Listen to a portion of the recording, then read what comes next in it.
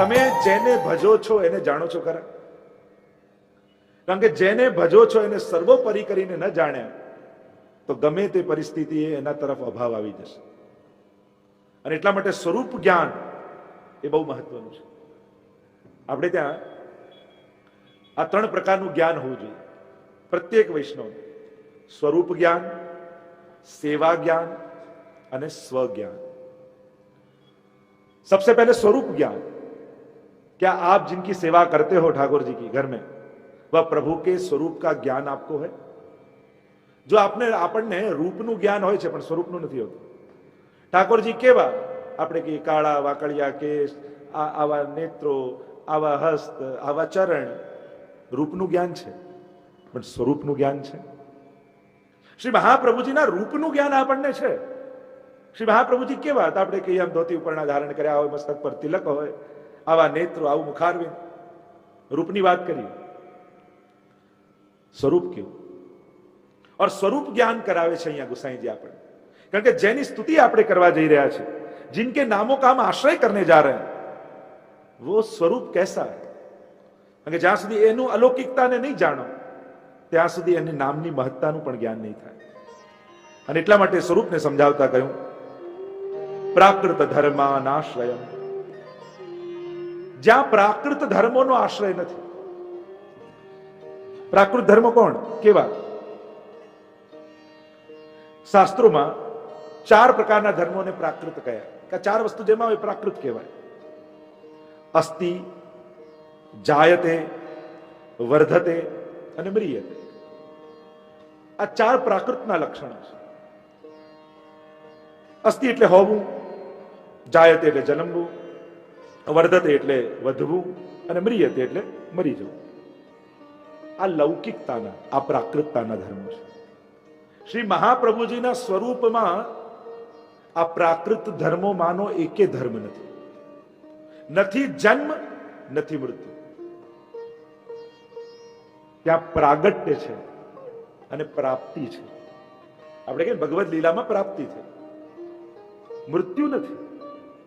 અને મહાપ્રભુજીના ચરિત્રમાં તો આપણે જાણીએ છીએ કઈ રીતે પ્રગટ થયા. એની પણ આપણે આજે ગાથા ગાઈશું. આજે મહાપ્રભુના પ્રાગટ્યનો નંદમહોત્સવ પણ કરવાનો છે. પ્રાગટ્ય છે. જેમ ઠાકોરજીનું પ્રાગટ્ય થયું ભાગવત કથામાં આપણે શ્રવણ કરીએ છીએ કે પ્રભુ પ્રગટ્યા. જેમ ચંદ્રમાનો ઉદય પ્રાચી દિશામાં થાય એમ ઠાકોરજીનું પ્રાગટ્ય થયું. એમ શ્રી મહાપ્રભુજીનું પ્રાગટ્ય છે. અને મૃત્યુ નથી, પ્રાપ્તિ છે. આપણે કહીએ ભગવદ લીલામાં પ્રાપ્તિ થઈ. મહાપ્રભુ ભગવદ લીલામાં પધાર્યા. અને એટલા માટે પ્રાકૃતતાના ગુણો શ્રી વલ્લભમાં નથી. અને વાર્તા સાહિત્યમાં અનેક પ્રમાણ જુઓ. આપણે ત્યાં તો પ્રસંગમાં એવો પ્રસંગ આવે છે કે એકવાર મહાપ્રભુજી બિરાજમાન હતા અને એક વૈષ્ણવ આપના શ્રીઅંગને ચંદન સમર્પિત કરી રહ્યો.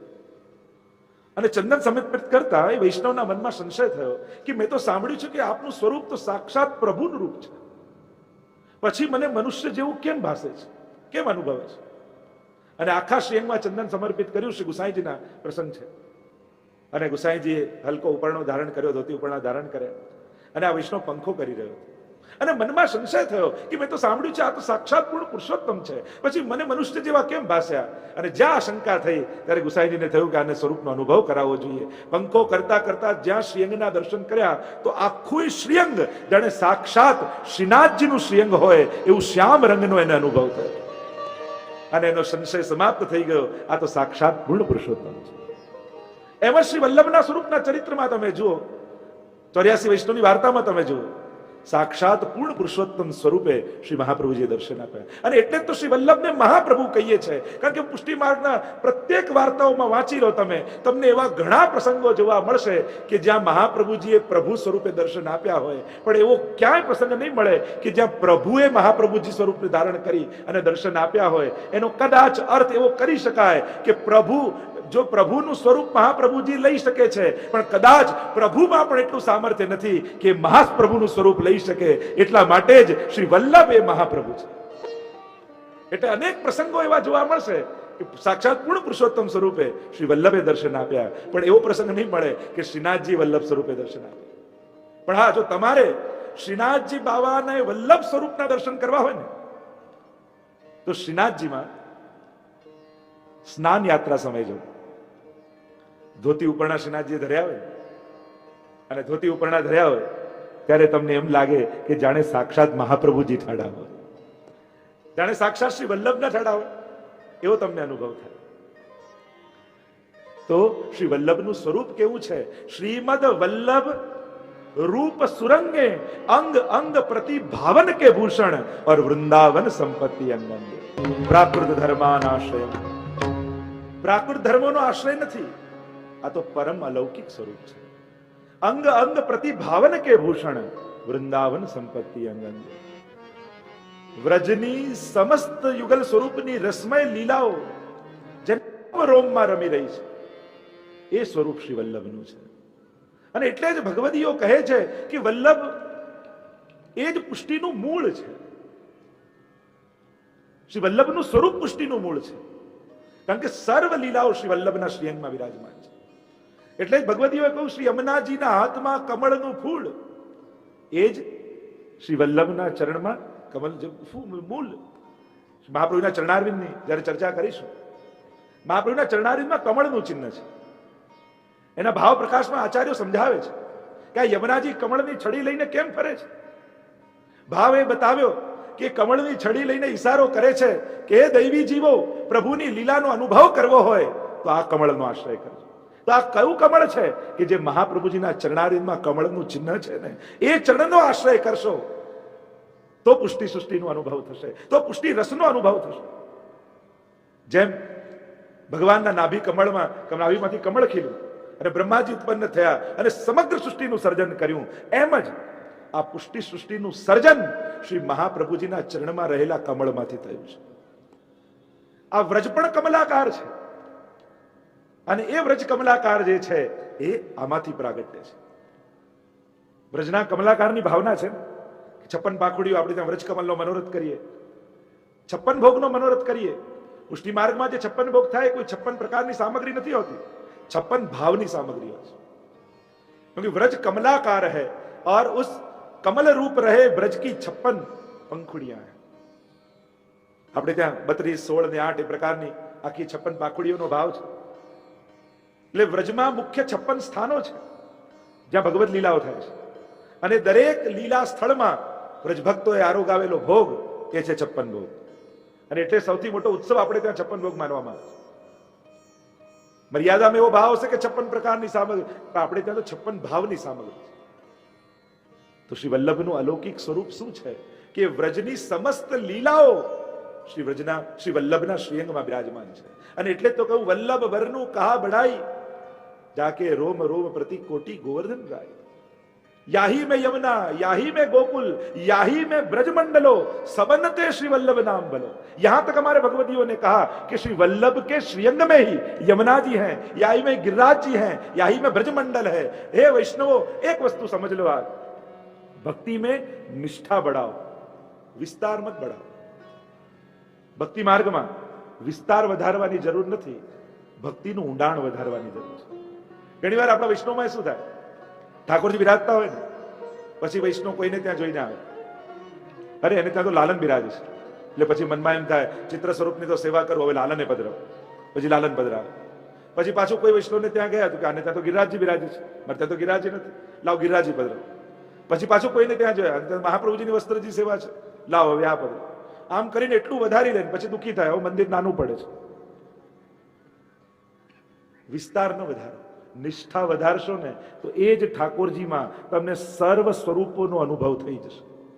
નિષ્ઠા વધારો સ્વરૂપમાં, સ્વરૂપ આસક્તિ વધારો. થોડા સમય પહેલા જ એક વૈષ્ણવ આવેલો ને કહેવા લાગ, મારે તો શ્રીનાથજી બિરાવે, મારે ગિરિરાજજી પધરાવે છે. મેં એમ કહ્યું, તને શ્રીનાથજીની કંદરામાં ગિરિરાજજી નથી દેખાતા? ગિરિરાજજી તો બિરાજે જ છે. તને ચરણારીમાં યમુનાજી નથી દેખાતા? તને મુખારીમાં મહાપ્રભુજી નથી દેખાતા? વિસ્તાર ન વધારીશ, ઊંડાણ વધાર, નિષ્ઠા વધાર. નિષ્ઠા વધશે અને અનન્યતા આવશે તો તને સર્વ રસોનો અનુભવ આજ ઠાકોરજી કરાવી દેશે. કારણ કે જે દિવસે યમુનાજીનો ઉત્સવ હશે અને યમુનાજી માટે ભાવાવેશ હશે, ત્યારે લાલનનું મુખારવિંદ જોજો, તમને યમુનાજી જેવું લાગશે. જે દિવસે મહાપ્રભુજીનો ઉત્સવ હશે અને જે દિવસે મહાપ્રભુજી માટે ભાવાવેશ હશે, એ દિવસે જોજો ઠાકોરજીના એ તિલકમાં તમને મહાપ્રભુજીનો તિલક દેખાશે. જે દિવસે ગિરિરાજજી માટે ભાવ હશે એ દિવસે તમને પ્રભુનું સ્વરૂપ એવું દેખાશે. નિષ્ઠા વધારો, આસક્તિ વધારો. અત્યારે આપણે લોકો સ્વરૂપની સાઈઝ વધારવામાં લાગે છે. અહીંયા આટલું મોટું સ્વરૂપ, અહીંયા પેલા કરતા મોટું સ્વરૂપ, સ્વરૂપ મોટા કરતાજી. સ્વરૂપ મોટા કરવાની મહેનત ન કરો, શ્રદ્ધા મોટી કરો તો નાના સ્વરૂપમાં એ બધા અનુભવ થઈ જશે. એવું હોય કે મોટું સ્વરૂપ હોય 100% કૃપા કરે, 1 ફૂટનું હોય 50% કૃપા કરે, એનાથી નાનું હોય 25% કૃપા કરે, એવું હોય? અરે 7 તાળ જેટલા મોટા મથુરાધીશ પ્રગટ થયા અને મહાપ્રભુજીને કહેવા લાગ્યા કે મારી સેવા કરો, ત્યારે મહાપ્રભુજીએ કહ્યું ગોદમાં બેસો એવા થાવ તો સેવા કરીશ. અને એટલા માટે हमारे यहाँ तो यशोदोत्संग लालित हैं, गोद में खेलने वाले प्रभु. गुसाई जी प्रभु चरण कहते हैं कि ये कलिकाल कैसा है, કેવો છે આ કળિયુગ? આ કળિયુગની વિચિત્રતા એ છે, અભણ લોકોની બુદ્ધિ નથી બગાડી, અબુધોની બુદ્ધિ નથી બગાડી, મોટા મોટા વિદ્વાનોની બુદ્ધિને કલયુગે ભ્રમિત કરી દીધા. આ કલયુગ છે ને ખલધર્મિણી છે. સર્વમાર્ગેષુ નષ્ટેષુ કલૌ ચ ખલધર્મિણી. અને ખલધર્મી એટલે છલવા વાળો યુગ છે. કલયુગ આવશે ને તો અપશબ્દો બોલતો નહીં આવે, એ ભગવાનનું નામ લેતો લેતો આવશે. એ કોઈ શૈતાનના વેશમાં નહીં આવે, કદાચ સાધુના વેશમાં આવી જાય. ખલધર્મી છે ને એને ઓળખવો બહુ અઘરું થાય. સતયુગ, ત્રેતા, દ્વાપરમાં માણસ ઓળખાઈ જાય જેવો હોય એવો. कलयुग व्यक्ति ने ओळखવો अघरो छे. अखल धर्मिणी, इसलिए हरिराय जी ने वल्लभ साखी में कहा कलयुग में सब धर्म के. हरिराय जी कहते हैं कि कलयुग में सभी धर्मों के मार्ग बंद हो चुके, द्वार बंद हो चुके. બધે ભવ્યતા દેખાશે, સગવડતા દેખાશે, વ્યવસ્થા દેખાશે, માન સન્માન મળશે, પણ ભગવાનનું પૂછશો તો ભગવાન નહીં મળે. ભગવાન વિશે વાત નહીં હોય. વ્યવસ્થાઓ, એ બધી સગવડતાઓ, વ્યક્તિ કેન્દ્રિત બધી જ વાતો હશે, પણ જેના માટે મંદિરે ગયા છે એ ભગવાનની વાત નહીં હોય, ભગવાનના સુખની વાત નહીં હોય, ભગવાનની સેવાની વાત નહીં હોય, અધ્યાત્મની વાત નહીં હોય. આ કલયુગનું લક્ષણ છે, ખલધર્મિણી છે. અને એટલા માટે कलयुग में વધારે સાવધાન રહેવું. हाँ, हमारे भगवती तो कहते हैं कि हमको तो कलयुग से भी दिक्कत नहीं, क्योंकि कलयुग में जो लाभ मिला है वो अन्य युगों में कहां मिला. सब जुगते अधिकाई कलयुग, तो वल्लभ प्रगटे और सेवा રીત दिखाई. કલયુગમાં સૌથી મોટો લાભ થયો હોય ને, કલયુગ અને અન્ય યુગોમાં ફરક એટલો, અન્ય યુગોમાં ધર્મ સહેલો છે પણ ધર્મી મળવો અઘરો છે, અને કલયુગમાં ઊંધું છે, અહીંયા ધર્મી મળવો સહેલો છે, ધર્મ કરવું અઘરું છે. ये कलयुग का लक्षण है. यहाँ धर्म कठिन, धर्मी सरल. है और भागवत जी ने तो मानो हमारा मनोबल बढ़ा दिया. यत फलम नास्ति तपसा न योगे समाधि नाम तत्फलम लभते सम्यक कलौ केशव कीर्तना. केवल नाम लेने मात्र से प्रभु का अनुभव का. यहां गुसाई जी कहते कली कालतमच्छन्न दृष्टित्वा विदुषामपि. बुद्धिमानों ની બુદ્ધિ પણ ભ્રમિત કરી દીધી છે, કારણ કે ભગવાન વિશેની વાત છે, ભગવાનની વાત નથી. બુદ્ધિમાનો તર્ક વિતર્ક કુતર્કમાં એવા પડી ગયા છે, એને ગ્રંથોની ચર્ચા કરાવી લો તો કરી લેશે. ઘણા લોકો કે અમને ગીતાજી મળે, અમને ભાગવતજી મળે, પણ એને કહું ગીતાજીમાં લખ્યું છે એ સેવા કરીશ તો કે એ બધું અમને નહીં ફાવે. ભાગવતજીમાં જે કહ્યું છે એવી ભક્તિ કરીશ તો કે એ બધું અમને નહીં ફાવે. એટલે ભગવાનની વાતો કરવી છે, ભગવાનને અનુભવવા નથી, એની સેવા કરવી નથી. તમે ભાગવતજી, ગીતાજી એ બધાનો સાર કો ગીતાજીમાં કહું યત કરોસી યદસ્નાસી યજ્જુહોસી દદાસી યત તપસ્યસી કૌંતેય તત્કુરુસ્વ મદર્પણ. આ બધું અર્પણ કર. લોકો આખી ગીતાજી ભગવાન આગળ બોલી જાય, પણ જે કહ્યું છે કરે નહીં. ભાગવતજીના શ્લોકો ગાઈ જાય, પણ જે કહ્યું છે કરે નહીં. ભાગવત સુધારસ મત કે અપનો પંથ જતાય તુમ શરણાગતાય. જો તમે ભગવત સેવા કરો છો ને, ભલે તમને ગીતાજી કે ભાગવતજી મોઢે ભલે ન હોય, પણ તમે કલાક સેવા કરતા હો તોય તમે ગીતાજી અને ભાગવતજીને જીવી રહ્યા છો. ભલે કદાચ વૈષ્ણવના શ્લોકો કદાચ ભલે મોઢે ન હોય, પણ તમે ભાગવતજીને જીવો છો, તમે ગીતાજીને જીવી રહ્યા છો. आप इन ग्रंथों को जी रहे हो जो भगवत सेवा आप कर रहे हो. हम जब महाप्रभु जी का, गोसाई जी का उत्सव मनाने बैठे हैं तो आज पूरे पुष्टि सृष्टि से मैं आह्वान करता हूं, यहां बैठे आप हजारों लोगों से या आस्था चैनल से जो हजारों लोग घर घर में सुन रहे हैं, सबसे आह्वान करता हूं कि आज इस महाप्रभु जी के उत्सव में या गुसाई जी के पंच शताब्दी वर्ष में जब उनको कुछ भेंट देना चाहते हैं तो आज हर एक व्यक्ति संकल्प करे कि विश्व भर में कहीं भी वैष्णव का घर हो तो वो ठाकुर जी बिना का न हो। ये संकल्प आज हम सब करें। घर घर में प्रभु विराजे, घर घर में भगवत सेवा हो। यही महाप्रभु जी और गुसाई जी को सच्ची धरी हुई भेंट है। अब कितनी सेवा करो ये चर्चा मैं नहीं करता, कर रहे हो ये मेरे लिए बड़ी बात है। अब रोज 5 मिनट भी प्रभु के सन्मुख होते हो, ये सबसे बड़ा सद्गुण है। करो। वैष्णव का घर प्रभु बिना का नहीं होना चाहिए। वैष्णव का वैभव, वैभव का ऐश्वर्य ही वैष्णव का घर में विराजते ठाकुर जी। हमारे यहां तो वैष्णव मिले तो भी पूछते हैं कि प्रभु कैसे विराजते, क्या सेवा होती, ये वैष्णव की चर्चा होती। આજે તો બે જણા મળે ને સૌથી પહેલા ચર્ચા થાય ટ્રાફિક ઉપર, ટ્રાફિક બહુ હતું, બીજી ચર્ચા થાય રાજકારણ ઉપર, અને એ બંને ન મળે તો પછી વેધર માટેની ચર્ચા, ગરમી બહુ છે, ઠંડી બહુ છે, ચર્ચા જ લૌકિકથી થાય। અને એક વસ્તુ યાદ રાખો, શર્ટનું પહેલું બટન ખોટું લાગે ને પછી બધા જ બટન ખોટા જ લાગે।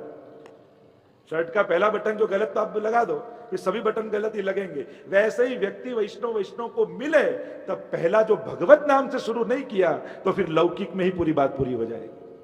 इसलिए वैष्णव मिले पहले भगवत स्मरण किया जाता है, प्रभु को याद किया जाता है, क्योंकि प्रारंभ जिसका अच्छा हो उसका अंत भी अच्छा हो। तो श्री गुसाई जी आज्ञा करते हैं, कली काल तमश्चन्न दृष्टित्वा विदुषामपि, बुद्धिमानों की बुद्धि भी भ्रमित हो चुकी है। ऐसे समय में प्रभु को हुआ कि मेरे महात्मा को कैसे प्रकट करूं, कौन समझाए मेरे महात्मा को। तो स्वयं ने विचार किया कि मेरे महात्मा को प्रकट करने के लिए मैं स्वयं भूतल पर पधारूंगा। संप्रत्यय विषयस्तस्य महात्म्यम समभूत भूवि। અને આમ સ્વયં પ્રભુએ પોતાના મહાત્મ્યને પ્રગટ કરવા, પોતાનો આ સેવા માર્ગ પ્રગટ કરવા, ભાગવતના અર્થોને પ્રગટ કરવા માટે, દૈવી જીવોને ભગવત શરણાગત કરવા માટે પ્રભુએ નિર્ધાર કર્યો કે હું પોતે ભૂતલ પર પધારીશ। અને આમ નિર્ધાર કર્યો, આ વીર્ય ગુણ છે એમ કહ્યું, આ કલિયુગના પ્રભાવમાંથી મુક્ત કરવા માટે। કારણ કે કલિયુગ છે ને માણસની બુદ્ધિને હરી લે છે। આપણા મસ્તક પર કલિયુગ સવાર છે એનું પહેલું લક્ષણ શું? એનું પહેલું લક્ષણ એ જ કે પ્રભુનું નામ લેવાની ઈચ્છા ન થવી અને ભગવત સેવા માટે પ્રભુની સન્મુખ જવાની ઈચ્છા ન થવી। આ જ પહેલું લક્ષણ છે કે તમારા મસ્તક પર કલિયુગ સવાર છે। કારણ કે કલિયુગ માથે બેઠો હોય ને એ ભગવાનની નજીક ન જવા દે। આ પહેલું લક્ષણ। અને ઘણા ભણેલા ગણેલા એમ લોજિક કરે, અમારું દિલ ચોખ્ખું છે, અમે કોઈને હેરાન કરતા નથી, પાપ કરતા નથી, પછી અમારે ભગવાનની સેવા કરવાની શું જરૂર? લોકો આવા લોજિક આપે। अरे तारू दिल चोख्खू है तो तू क्या है, पाड़ोसी पूछ तो खबर पड़े। आपने ज अपनी जात ने कही दिए कि मेरा दिल चोख्खू, मेरा दिल तो बड़ा शुद्ध है, मलिन कोई दोष है नहीं, मेरी बुद्धि शुद्ध है, ये तो हम कहते हैं। दूसरों से पूछो तो पता चल। अरे अभी भी दिल शुद्ध नहीं हुआ, इसका ही ये प्रमाण है कि तुझे अभी भी भगवान की भक्ति करने की इच्छा नहीं होती। यही बताता है कि अभी भी तेरा दिल शुद्ध नहीं हुआ, तारू मन हजी पवित्र नहीं थयुं एनुं प्रमाण ज कि तू भगवान पास जई शकतो नथी। 2 मिनिट पर ठाकुर जी आगळ बेसी न शके। घणा लोको एवा एने दौड़ादौड़ी करावो पण ठाकुर जी आगळ बेसतो ए संभव नहीं। सौथी मोटो सद्गुण कलियुगमां कोई होय, हूँ तो हमेशा कहूं 5 मिनिट पर ठाकुर जी आगळ बेसो। આપણને જ્યારે દેખાશે ત્યારે દેખાશે, પણ એ મને દેખી રહ્યો છે એવો ભાવ રાખીને એની સામે બેસો।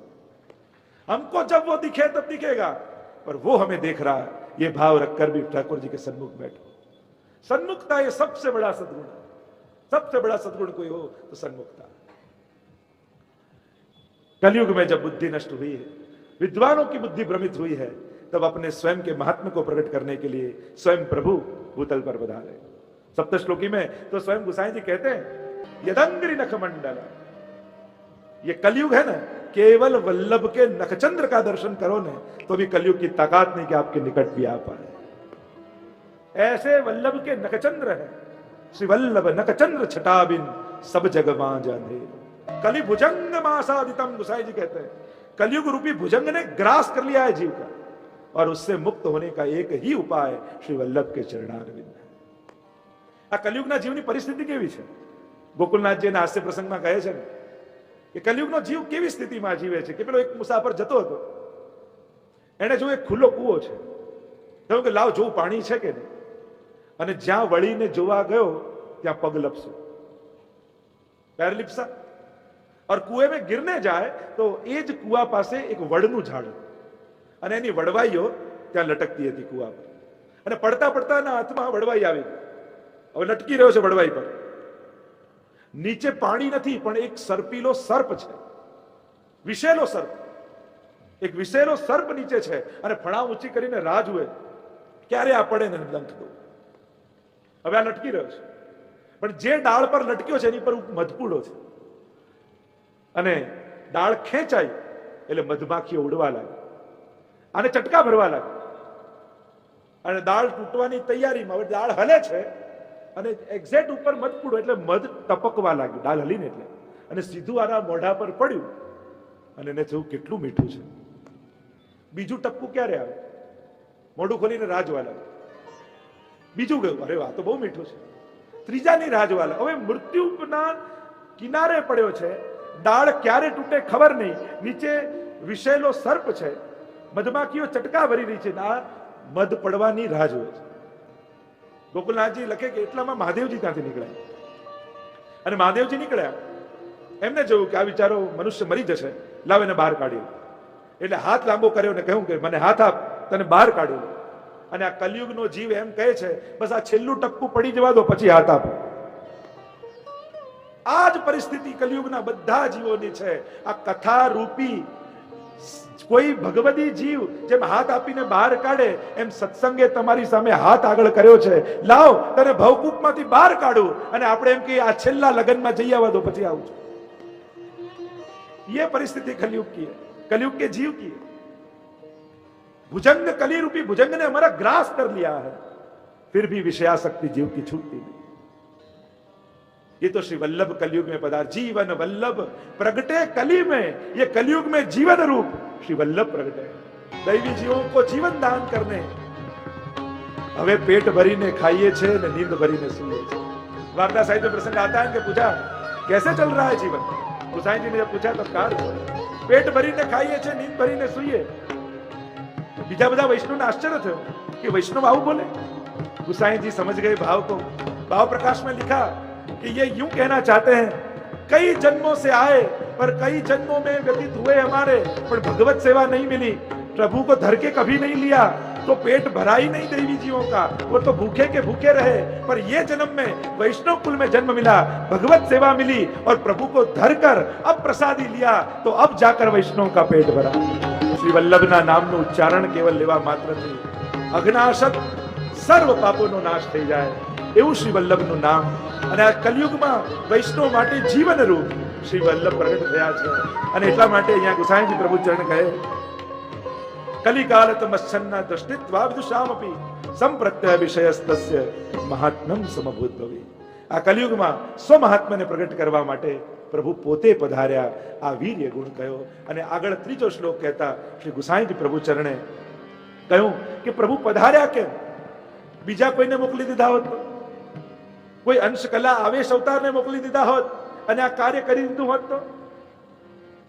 પણ કહ્યું જેમ અકબર બિરબલના વાર્તામાં આવે છે કે પેલા અકબર બાદશાહને બિરબલે કહ્યું, અકબર બાદશાહ કહેવા લાગ્યા કે આ તમારા ભગવાન શું બારે ઘડી આવી જાય, हमारा खुदा पोते ना आवे, ये तो पैगंबरों ने मोकले.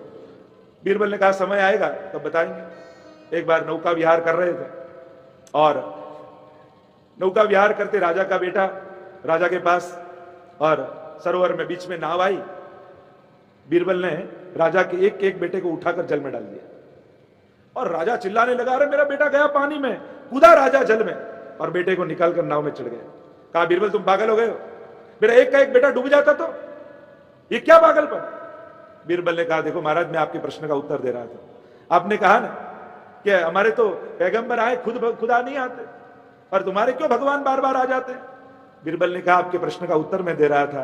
देखो दूसरा कोई पड़ता जल में तो आप मुझे कहते, सिपाही को बुलाते, पर अपना बेटा गिरा हुआ देखा तो आपने किसी और की प्रतीक्षा नहीं की, आप खुद कूद गए. वैसे ही भक्तों को जब भगवान दुखी देखते हैं तो किसी और को नहीं भेजते, वो खुद ही छलांग लगा देते हैं और भवसागर से पार उतार लेते हैं. वैसे ही अपने श्रीअंग से प्रकट हुए दैवी जीवों को संसार में डूबे हुए देखा तब प्रभु ने सोचा किसी और को नहीं भेजना, यहां तो मैं खुद जाता हूं. इसीलिए गुसाई जी प्रभु चरण कहते हैं दया निज महात्म्य, दया करने के लिए, स्वयं के महात्म्य को प्रकट करने के लिए वाण्या यदा तदा स्वास्यम प्रादुर्भूतम चकारहि, અને પોતાના મહાત્મ્યનું પોતાની વાણી દ્વારા એ મહાત્માને પ્રગટ કરવા માટે સ્વયંના મુખારવિંદ સ્વરૂપ શ્રી વલ્લભનું પ્રાગટ્ય ભૂતલ પર થયું છે. શ્રી વલ્લભ ભૂતલ પર પધાર્યા છે. કારણ પોતેથી પોતાના વિશે પોતાનાથી અધિક કોણ કહી શકે? અને આમ વિચાર કરી પ્રભુને થયું કે મારા મહાત્મ્યનું કોઈ વર્ણન નહીં કરી શકે એવું સામર્થ્ય કોઈનામાં નથી, એટલી મતિ કોઈની પહોંચી શકતી નથી. એ શાસ્ત્રોના પોતાના કલ્પિત અર્થો કહી શકશે, પણ શાસ્ત્ર જે કહેવા માંગે છે એ કોઈ કહેતું નથી. એટલે મારે પોતે મારા મુખારવિંદના સ્વરૂપને પ્રગટ કરવું છે. આમ વિચાર કરી સ્વયં મુખારવિંદ સ્વરૂપ શ્રી વલ્લભ રૂપે ભૂતલ પર પ્રભુ પોતે પધાર્યા છે. તે વલ્લભ પોતે ભૂતલ પર પધાર્યા. તો હવે જે ચંપાળનો આનંદ કરવાનો છે નંદ મહોત્સવનો, એટલે મહાપ્રભુજીના પ્રાગટ્યની થોડીક કથાનું દર્શન આપણે કરી લઈએ. શ્રી વલ્લભ ભૂતલ પર પધાર્યા કઈ રીતે? દ્વારકેશજીએ મૂલ પુરુષ નામનો ગ્રંથ રચ્યો છે, અને મહાપ્રભુજીથી 7 પૂર્વજ પૂર્વ મૂલ પુરુષ નારાયણ યજ્ઞ, શ્રુતિ અવતાર ભય સર્વજ્ઞ, શાખા તૈત્રીય ગોત્ર ભારદ્વાજ, તૈલંગ કુલ ઉદ્દીત દ્વિજરાજ. મૂળ પુરુષ યજ્ઞ નારાયણ ભટ્ટ, આંધ્રપ્રદેશ કાંકરવાડ ગામ, અને પ્રકાંડ પંડિત જાણે વેદનો સાક્ષાત અવતાર એવા યજ્ઞ નારાયણ ભટ્ટ ત્યાં બિરાજે છે. સોમયજ્ઞ કરતા છે, અનેક સોમયજ્ઞ આપે કર્યા છે. અને એકવાર જયારે સોમયજ્ઞ કરી રહ્યા હતા, જ્યાં છેલ્લી આહુતિ આપે, આખા મહાપ્રભુજીના કુળનો પરિચય આપે છે. મૂળ પુરુષ નારાયણ યજ્ઞ, શ્રુતિ અવતાર ભય સગ, શાખા તૈત્રીય. મહાપ્રભુજીને વેદની, કૃષ્ણ યજુર્વેદ વેદ મહાપ્રભુજીનો, અને તૈત્રીય શાખા. એવી કથા આવે છે ઉપનિષદો વેદોમાં. યાજ્ઞવલ્ક અને વૈશંપાયન શિષ્ય ગુરુ હતા. અપરાધ થયો શિષ્યનો, એટલે ગુરુને આવ્યો ક્રોધ ને કહ્યું, મેં તને જેટલા મંત્રો ભણાવ્યા છે એ બધા મને પાછા આપી દો. અને શિષ્યએ એ મંત્રોનું વમન કર્યું. મંત્રો કા વમન કિયા, ઉલટી કરી મંત્રો બહાર કાઢ્યા. અને અનેક ઋષિના શિષ્યો ઉભા હતા, અનેક ઋષિપુત્રો ઉભા હતા, અને બધાને થયું આવા દિવ્ય અલૌકિક મંત્રો અમને ક્યાંથી મળે? પણ વમન રૂપે બહાર કાઢ્યા, અને બ્રાહ્મણ દેહમાં હતા તો એ લઈ ન શકે, વમન કરેલું ગ્રહણ ન કરી શકે. એટલે જેટલા ઋષિ કુમારો હતા એ બધા તીતર બની ગયા. તીતર નામનું પક્ષી હોય, વહ સબ તીતર બન ગયે, અને તીતર બની અને મંત્રોને ચૂગી લીધા. અને એની જે વેદની શાખા થઈ એ તૈત્રીય શાખા કહેવાય. તો શાખા તૈત્રીય, ગોત્ર ભારદ્વાજ, ભારદ્વાજ ગોત્ર, તૈલંગ કુલ ઉદ્દીત રાજ દ્વિજરાજ, તૈલંગ જેવું દિવ્ય કુળ બ્રાહ્મણોમાં શિરમોર શ્રેષ્ઠ. યજ્ઞ નારાયણ ભટ્ટ સોમયજ્ઞ કરી રહ્યા છે, અને જ્યાં છેલ્લી આહુતિ આપી છે યજ્ઞ કુંડમાં, સાક્ષાત મદન મોહનલાલજી ત્યાં પ્રગટ થઈ ગયા. બોલીએ મદન મોહનલાલ પ્યારે કી જય. આજે જે કામનમાં સ્વરૂપ બિરાજે છે એ યજ્ઞ નારાયણ ભટ્ટના યજ્ઞ કુંડમાંથી પ્રગટ થયેલું દિવ્ય સ્વરૂપ છે. અને કહું, હે યજ્ઞ નારાયણજી, આપના કુળમાં 100 સોમયજ્ઞ થશે ત્યારે હું પોતે આપના કુળમાં પ્રાગટ્ય લઈશ.